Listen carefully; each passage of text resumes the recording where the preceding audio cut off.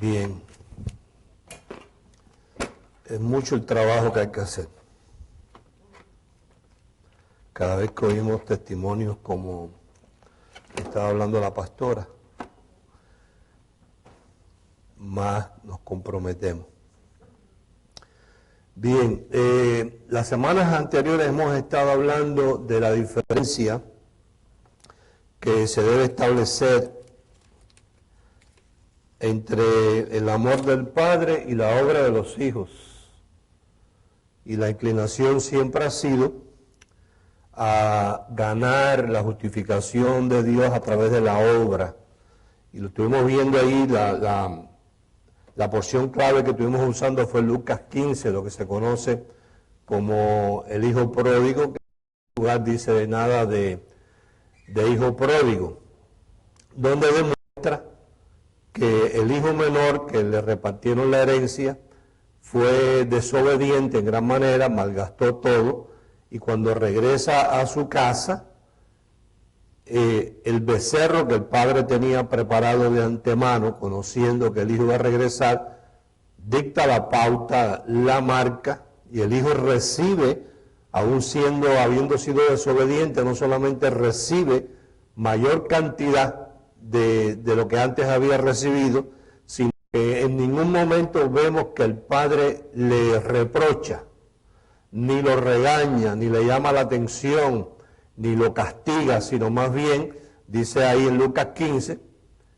que el padre se tira sobre el hijo, lo abraza, lo besa y manda a que maten el becerro gordo, y eso dicta la pauta para una herencia que el padre tenía reservada para el hijo, en contrapuerta con el hijo mayor que había quedado en casa, y le reclama al padre diciendo: yo no he disfrutado de nada, aunque no te he desobedecido jamás, poniendo al hijo mayor en el lugar de un mentiroso, porque sabemos que la palabra dice que Dios nos encerró a todos, ¿cómo? ¿En qué?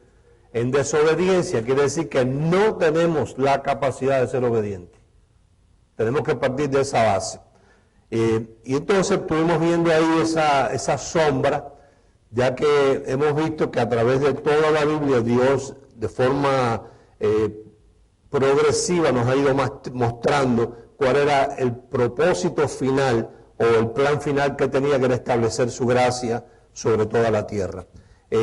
La semana pasada estuvimos viendo ahí en Zacarías, vamos a ir hoy otra vez para establecer un principio ahí, en Zacarías capítulo 3.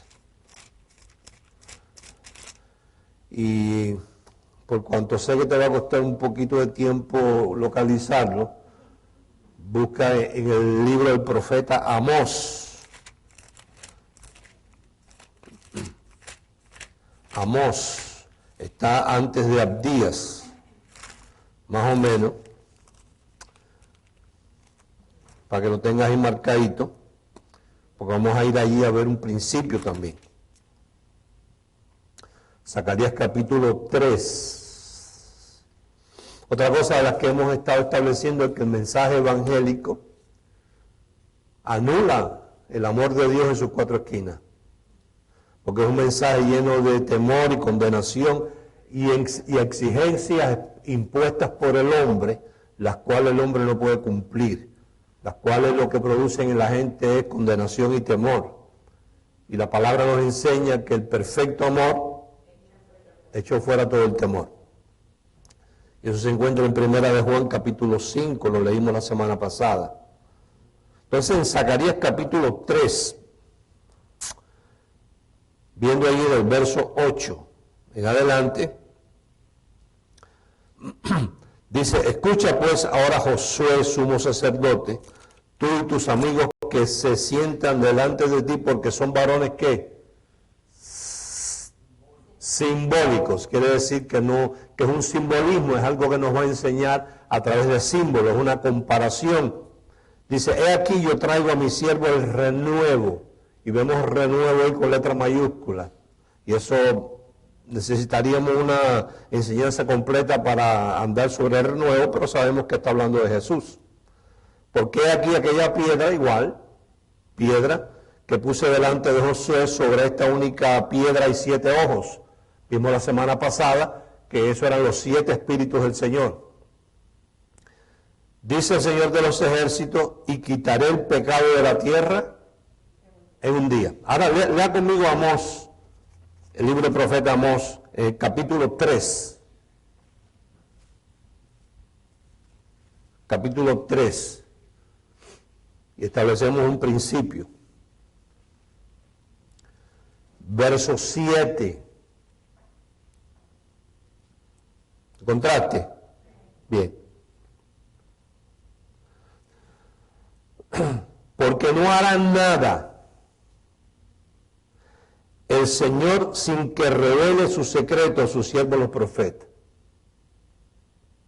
O sea, no entendemos cuál es la pataleta de cuando Juan el Bautista, a la orilla de Jordán, dijo, he aquí el Cordero de Dios que quita. Porque hay 2 porciones ahí que acabamos de leer que identifica que ellos deberían haber estado esperando eso. Porque el número 1 en Amós dice que Dios no hará nada sin que antes le revele el secreto a sus siervos los profetas para que lo anuncien. Y cuando ellos anuncian los profetas, es algo que va a acontecer en el futuro. Entonces aquí Zacarías anuncia que Dios quitaría el pecado de la tierra, ¿en qué tiempo? En un día. Entonces cuando Juan el Bautista, a la orilla de Jordán, dice, aquí el Cordero de Dios que arranca o quita el pecado de Dios, era para que ellos hubieran dicho, esto es lo que nosotros estábamos esperando, porque lo había dicho Zacarías un montón de años antes. No tenían por qué haber formado la pataleta. Lo que sucede es esto, que en el hombre, hay unos intereses creados. Entonces cuando Juan el Bautista, o no solamente Juan el Bautista, cuando Zacarías anuncia que él arrancaría el pecado de la tierra en un día, eso dice a ellos, a ese tipo de generación, o a ese tipo de cultura, más que lo que puede decirnos a nosotros. A ellos les dijo, el día que Dios quite el pecado de la tierra, se acabó el templo. No hacen falta sacrificios. Y al acabarse el templo, y se acabó el templo, quiere decir que se acaba el sacerdocio. Y se acaba el nosotros vivir de tener que matar los animales una vez al año. Todo eso le está diciendo no solamente Zacarías, que ellos lo ignoran, y no solamente Zacarías, sino cuando Juan lo anuncia, ya tú y yo sabemos lo que le costó a Juan ese anuncio, que le cortara la cabeza. Entonces, hasta el día de hoy, porque si tú observas, yo no lo observo porque me cansé de observarlo, ¿no? Pero si tú observas o escuchas el mensaje de los predicadores de hoy en día, tanto en la radio como en la televisión, como en cada domingo en su iglesia, no hay un ingrediente más fuerte en sus predicaciones que la palabra pecado. Entonces, quiere decir que si Dios no hace nada sin que primero lo anuncie, y después el profeta Zacarías anuncia de que el pecado sería quitado de la tierra en un día, y después Juan el Bautista dice, esto que ustedes ven es lo que anunció Zacarías, este es el Cordero de Dios que quita el pecado del mundo. Y después el apóstol Pablo, Hebreos, el capítulo 9, verso 26, nos habla que él terminó con el pecado. Y cuando tú lees a Pedro, Pedro también dice que padeció en la carne, terminó con el pecado. ¿Cómo es que ellos siguen cada domingo las iglesias, amenazando a la gente con el pecado y la consecuencia que puede traer? Donde la palabra dice que el pecado reinó desde Adán hasta Moisés. ¿Por qué hasta Moisés? Bueno, porque al venir Jesús arrancó el pecado de la tierra en un día. Entonces, ahí en el Salmo 118, hay un versículo, no lo busques, te lo voy a parafrasear, tú lo apuntas, es muy conocido. Es muy conocido. Es el Salmo 118, verso 24, que dice, este es el día que el Señor hizo para nosotros. Quiere decir que cuando Él está narrando eso, Él nos está enseñando que no es el día que Él va a hacer, sino que es el día. Y por cuanto entendemos que si es el día que Él hizo para nosotros, y lo comparamos con Efesios 1:5, donde dice que Él nos predestinó en amor, es por cuanto el salmista dice, por lo tanto nos alegraremos y nos gozaremos en Él. ¿Por qué? Porque ese día lo hizo Dios. Entonces, a ver si podemos abrir nuestra mente a este conocimiento. Entendiendo que hemos aprendido, pero también entendiendo que tenemos una audiencia que son cosas nuevas para ellos, de que en Génesis 3 dice que Dios reposó de toda su obra, la bendijo y la santificó, entendiendo de que en Hebreos 4 dice que así como Dios ha reposado de sus obras, debemos reposar nosotros de las nuestras. Entonces la única forma en que nosotros podemos entender eso es lo que hemos explicado muchas veces, de que Dios comenzó de atrás para adelante. Lo hemos explicado. O sea, Dios no comenzó en el principio. Dios fue al final. Y empezó, diga, a establecer. Cada cosa, diga cada cosa. Las empezó a establecer en un espacio llamado eternidad, que es donde papá vive. Arriba del cielo. Y en Eclesiastés capítulo 3 dice que debajo del cielo hay tiempo para todo. Quiere decir que donde hay tiempo es debajo del cielo, que arriba del cielo no hay tiempo. Entonces Dios empezó de atrás para adelante a establecer, y cuando Él estableció, terminó lo que estaba estableciendo. Diga conmigo, porque es importante que usted memorice esta palabra que le voy a decir. Atiéndame aquí, no diga a los que están aquí adentro, atiéndeme a mí. Él estableció y encerró. Él empezó de atrás para adelante, fue estableciendo, oído, y cada cosa que estableció la encerró y le marcó un tiempo. Y voy a usar una palabra que para los expertos literarios, gramaticales que tenemos aquí, no va a lucir bien, pero me interesa que la gente me entienda. Dios estableció de atrás para adelante, y cuando estableció, encerró, y estableció un tiempo para desencerrar eso. Oído, y estableció gente para que lo desencerraran. Esa gente se llaman dispensadores, o se llaman también jueces, o se llaman administradores de esa cosa que está encerrada.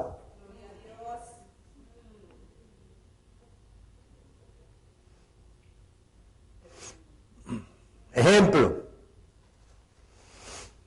Dios nos encerró a todos en desobediencia. Romanos 11:32, oído, para desencerrarnos a través de la misericordia. Entonces, la herramienta que Dios usa para desencerrar a los desobedientes es la misericordia. Entonces, si tú eres desobediente, la única forma que tú puedes dejar de serlo no es que yo te exija que seas obediente,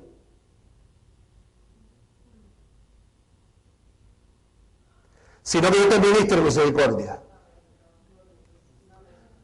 Porque lo que te desencerra a ti del encierro que tú estabas no es la condenación o la exigencia que yo te pueda hacer para que tú seas obediente, oído, lo cual Dios no te dio la capacidad de serlo. Sino cuando Él te encerró en desobediencia, Él determinó un tiempo, oído, para desencerrarte y liberarte de ese encierro a través de la misericordia. Dice que Dios encerró a todos en desobediencia, oído, para poder tener misericordia de todos. ¿Quiere decir esto? Quiere decir que si yo, para que tú seas obediente como dispensador o juez, te exijo que seas obediente, yo lo que te estoy es condenando, porque tú no tienes la capacidad de serlo. Yo no sé si te acuerdas de una canción que muchas veces cantamos hace tiempo, que se llamaba Soy deudor. ¿Qué más decía? ¿Que alguien se acuerda? ¿No te acuerdas? Soy deudor. Pablo López la cantaba todos los domingos. Decía, misericordia recibí, misericordia quiero dar. ¿Qué es misericordia? Misericordia la recibe uno que es miserable. Y uno que es miserable es que no tiene la capacidad de hacer de otra manera. Entonces, cuando Dios te encerró a ti y a mí en desobediencia, encerró al mismo tiempo, la fórmula o la herramienta para que tú dejaras de ser desobediente, o no que lo dejaras de ser, sino que no se te tomara en cuenta el serlo. Y la forma es la misericordia. Entonces yo cuando yo te ministro a ti como predicador, que es lo que deberían hacer todos los demás, yo no te puedo ministrar en exigencia porque te condeno. Porque te estoy ministrando y exigiéndote algo, lo cual Dios no te dio la capacidad de hacerlo. Entonces, ¿cómo puedo yo lograr desencerrarte de la desobediencia? A través de la administración de la misericordia. No sé si tú recibes eso, o si me estoy explicando, o si lo puedes entender. Diga, Dios lo encerró, estaba encerrado. Entonces, este es el día que Dios hizo. Entonces, quiere decir que Dios empezó de atrás para adelante, empezó a establecer las cosas. Cuando vio que estaban bien establecidas, que estaban bien hechas, las encerró. Y determinó un tiempo para que eso fuera desencerrado. Ahora tú aprendiste una palabra que es un disparate. De la Real Academia Borbónica. Pero los literarios gramaticales expertos que tenemos aquí de la lengua española, vaya. Para que entonces a través de dispensadores y jueces o administradores de cada cosa, tú eres uno de ellos. Tú no tienes que ser, ni tener un programa de radio y televisión, porque Dios teje una telaraña. Mira lo que estaba testificando la pastora, que tuvimos una visita, para mí es nuevo eso, ¿ves? Tuvimos una visita aquí, no sé cuándo fue tampoco, esposa de un pastor. Lleva 50 años en el Evangelio y la mujer está diciendo, ¿dónde estaba todo eso? Entonces, es la persona que la invitó, la trajo, esa es una dispensadora. Esa persona es un dispensador de esta dispensación, como lo eres tú porque has estado expuesto a esto. ¿Viste? Entonces, leo conmigo en Gálatas capítulo 3.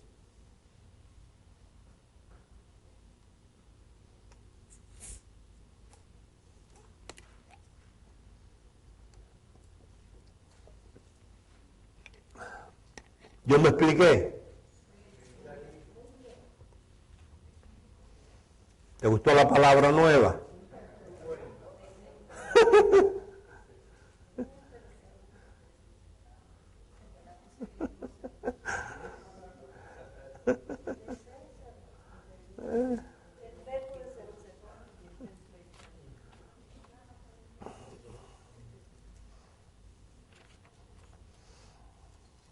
Acuérdate que encerrar, estuvimos viendo el otro día, que quería decir rodear, cercar, verse obligado por causa de. La palabra que usa el Espíritu Santo ahí, Dios nos encerró a todos en desobediencia. Entonces tú fuiste obligado a desobediencia por causa de.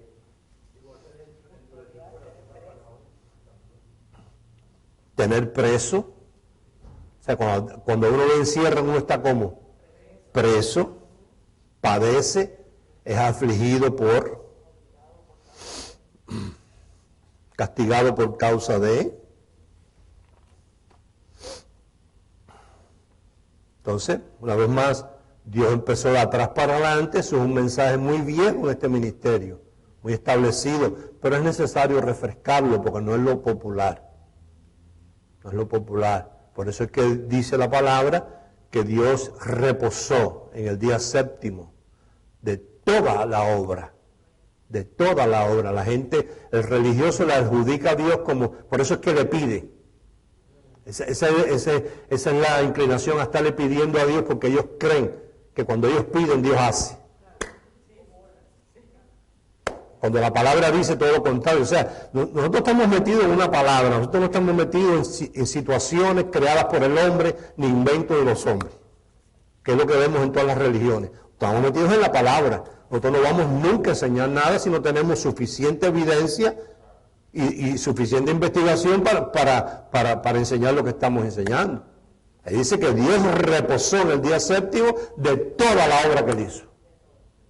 Y la bendijo y la santificó. Por eso es Dios. Por eso es Dios. Y él fue estableciendo todas las cosas en la eternidad. Y según las estableció, las encerró. Y determinó un tiempo para que cada cosa fuera desencerrada en su tiempo por ciertas y determinadas personas que nos hemos prestado a este trabajo. Como jueces, se le llama jueces o administradores de esa cosa. Dios te delega a ti una misión de tú administrar esa cosa. O ser juez de esa cosa, o ser un dispensador de esa cosa y poderle explicar a la gente eso mismo. Cuando tú le explicas a la gente de que Dios te encerró en desobediencia para tener misericordia de ti, tú te conviertes en un juez, un dispensador de esa cosa que Dios encerró. Para hacer libres a la gente, para desencerrarla. ¿Cómo tú vas a desencerrar a uno que se siente culpable, condenado por no poder ser desobediente? ¿Exigiéndole que lo sea? No. ¿Diciéndole que tiene que orar más para ser obediente? No. ¿Ayunando? No. Teniendo misericordia de la persona. Entendiendo que él no tiene la capacidad para ser obediente. Que esto no se trata de la obediencia, sino se trata del amor del Padre por nosotros. Y cuando tú haces eso, estás glorificando a Dios en su máxima potencia. El humano no tiene nada que ver ahí. Más bien se cumple lo que dice Pablo. Cuando soy débil, soy fuerte. Porque su poder se perfecciona en mi debilidad. No hay cosa más poderosa que tú declararte débil en una situación delante del Espíritu Santo. Porque cuando tú te haces débil, el poder de Dios se manifiesta. Entonces, ¿qué te dije que buscara? Gálatas capítulo 3. Bien. Vamos a leer verso 17. En adelante. Vamos a ver despacito.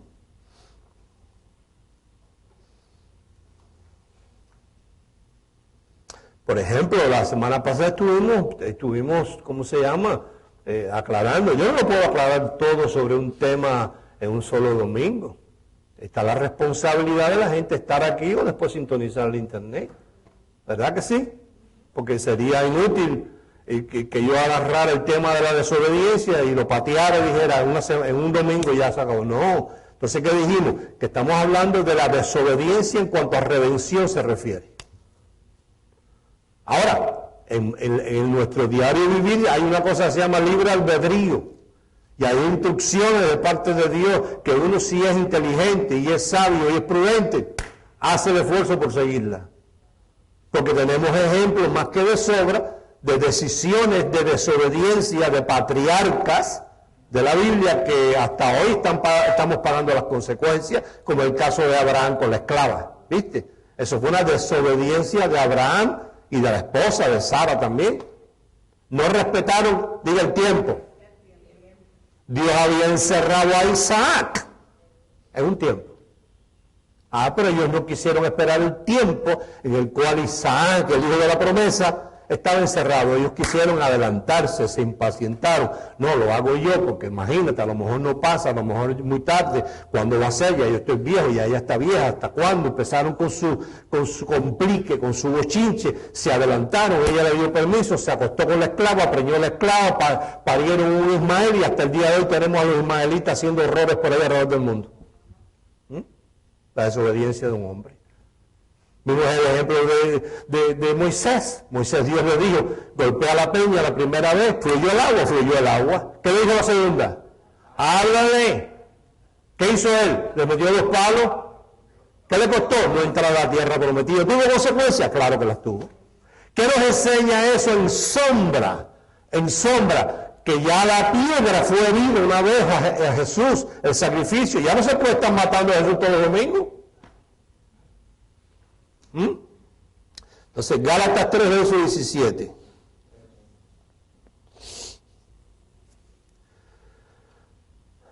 Esto pues digo, lo vamos a leer con puntos y comas, ¿está bien? No de carretilla. Esto pues digo, que el pacto previamente ratificado por Dios para con Cristo, coma,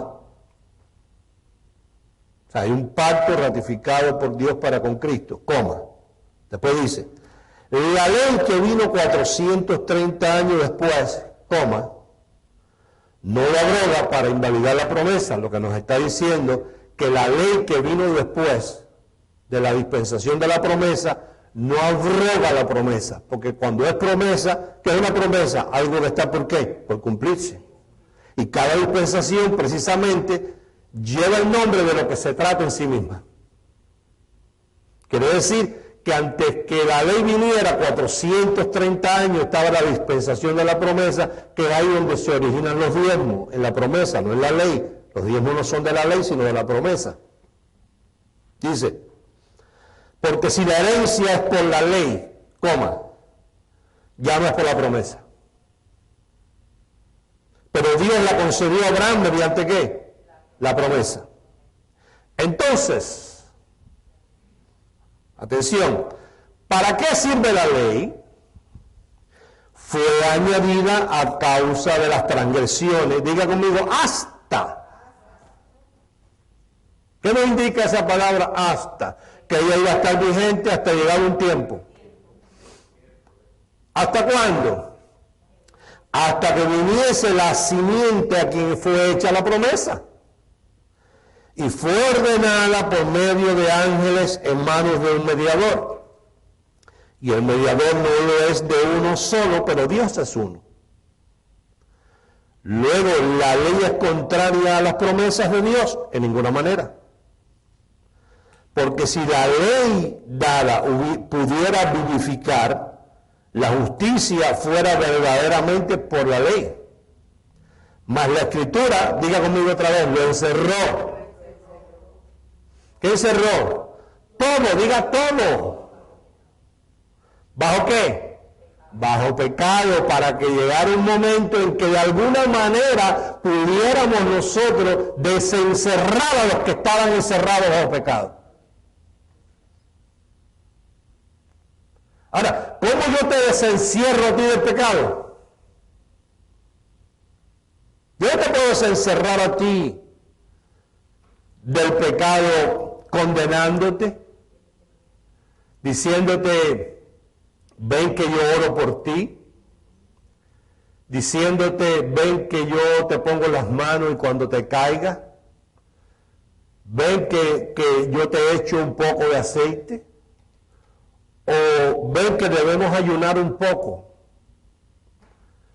o ven que vamos a ¿cómo se llama? A soplar, o ven que, ya sé, que nos han enseñado que cuando uno se zambulle en el bautismo de agua, ya bien sea en una piscina, en el río, en el mar o en un bautisterio, ¿qué dicen ellos que hacen con los pecados? Los dejan ahí. Yo no te puedo decir eso, porque eso no es lo que dice ahí. Yo para desencerrarte, oído, del pecado en el cual tú estabas encerrado, yo tengo que usar la herramienta que te desencierra, que se llama sangre.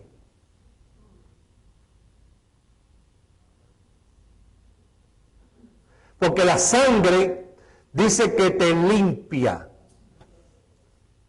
La sangre dice que te emblanquece.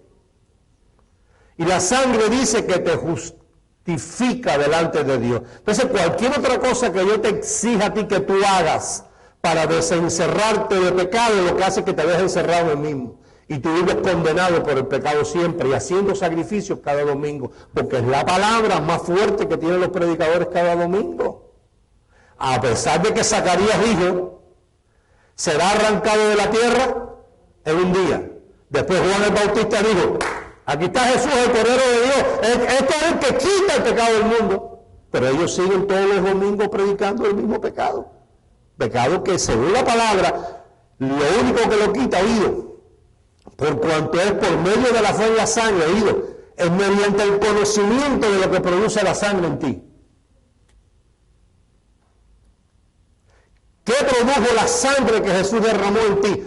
Eso nosotros lo hemos enseñado aquí, ¿verdad que sí? Cuando tú tienes ese conocimiento sobre lo que produce la sangre de Jesús en ti, te desencierra del pecado.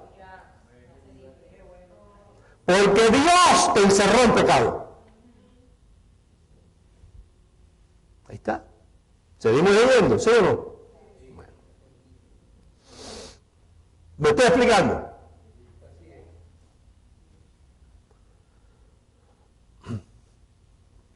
Dice, mas la Escritura lo encerró todo bajo pecado para que la promesa que es por la fe en Jesucristo fuese dada a los creyentes. Oído. Pero antes que viniese la fe, oído, estábamos confinados bajo la ley, encerrados para aquella fe que iba a ser revelada. Quiere decir que tú estabas encerrado en ley, que es lo único que te desencierra a ti de la ley, la fe. Porque ¿qué cosa es la ley? Obra. ¿Qué cosa es la fe? La certeza de lo que se espera, la demostración o la convicción de lo que no se ve. Entonces, cuando yo te mando a ti a hacer cosas, yo te estoy encerrando, dejándote encerrado en ley, y la ley no es otra cosa que condenación. Ahora, ¿la ley era mala? No, era necesario que estuviéramos encerrados en ley para poder ser desencerrados a gracia. Mira más adelante dice, de manera que la ley ha sido nuestro ayo. Te explico lo que es ayo. La palabra es paidagogo.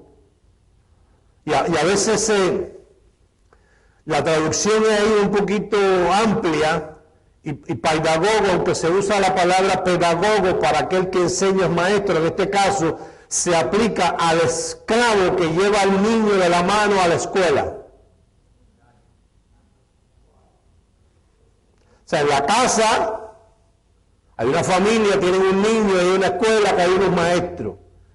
Entonces el esclavo es el que se le comisiona a decirle, lleva al niño a la escuela.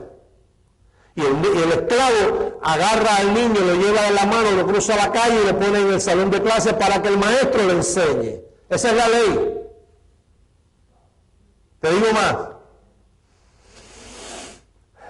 Yo creo que aquí tenemos profesoras de escuela, o algunas que hayan sido, ¿no? No, tú, Adriana, eres profesora, ¿verdad? ¿De qué grado más o menos? Middle school. ¿Tú has alguna vez enseñado los kinder? Ok. Tú también, Amparo, ¿verdad?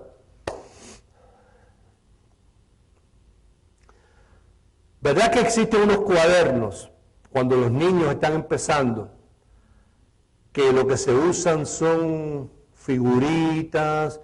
Pues decir, cuando le están enseñando los primeros pasos en la suma. A ver si yo me remonto a...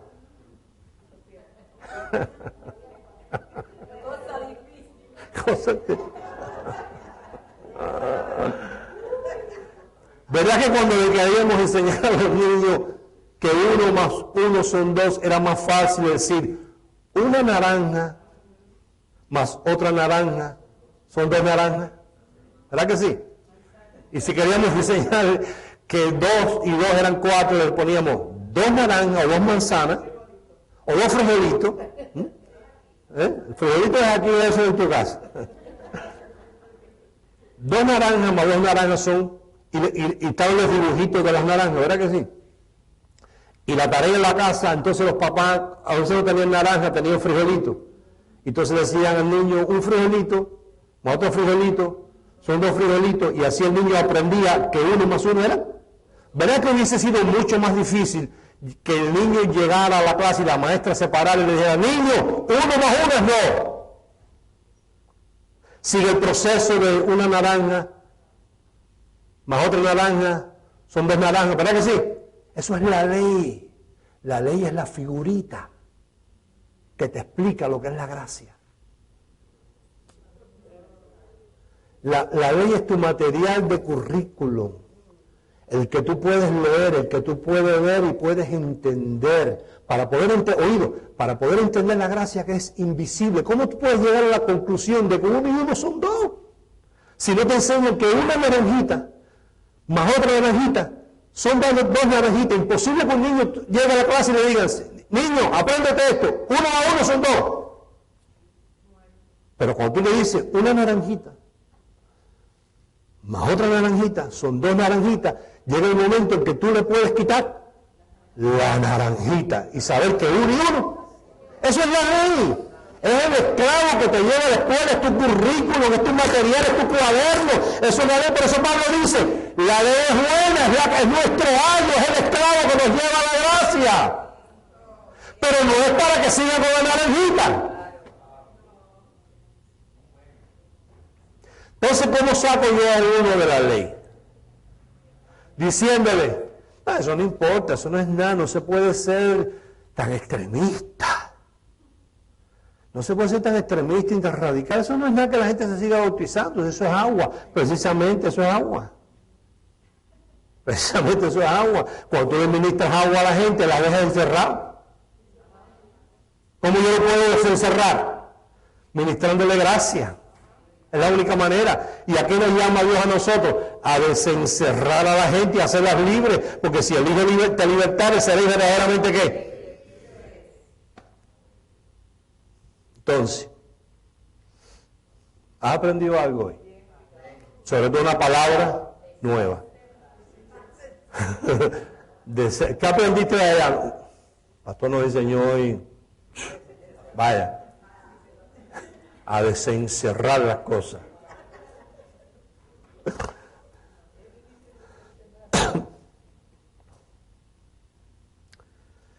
Vamos a leer Eclesiastés capítulo 3.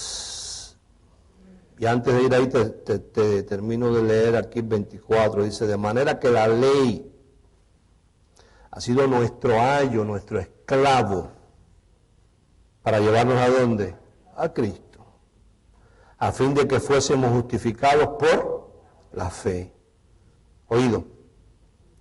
Pero venida la fe, ya no necesitamos al esclavo que nos lleve a la escuela, al ayo.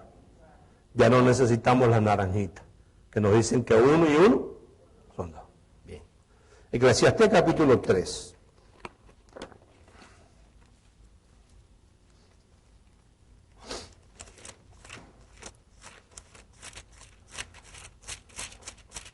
Uno de mis versículos favoritos.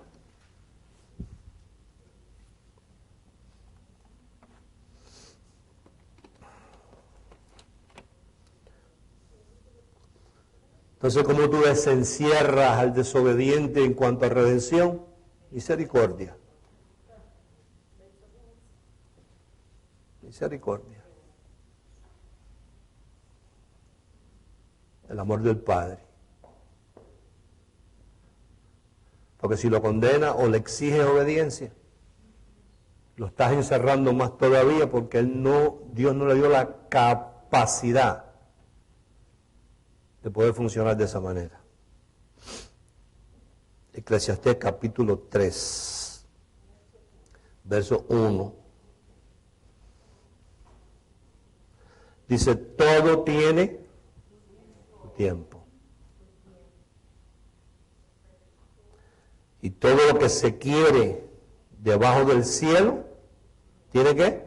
Su hora, tiene tiempo, tiene hora. Tiempo de nacer y tiempo de morir, tiempo de plantar y tiempo de arrancar lo plantado. Voy a leer el verso 11. Todo lo hizo, diga, todo lo hizo. Eso está como en pasado. ¿Cómo lo hizo? hermoso en su tiempo, y ha puesto eternidad en el corazón de ellos. Oído, sin que alcance el hombre a entender. ¿Qué te parece? La obra que ha hecho Dios desde el principio hasta el fin. Verso 14. He entendido que todo lo que Dios hace será como perpetuo. Sobre aquello no se añadirá, aunque pida, aunque patalee, aunque llore, aunque ayune, aunque vigile, aunque haga una promesa y camine de rodillas.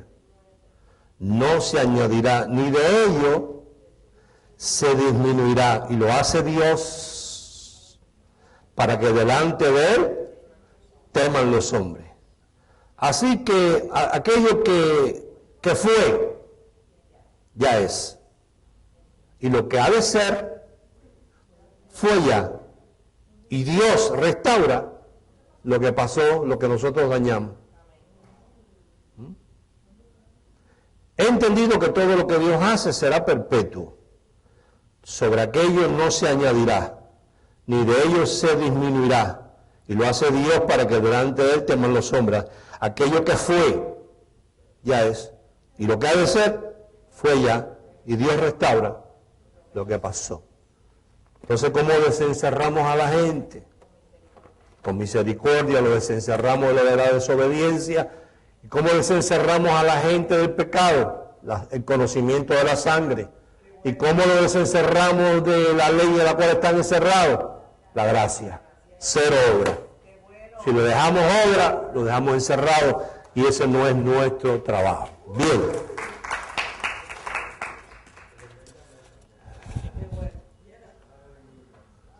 Ahí está doña Ruth recogiendo.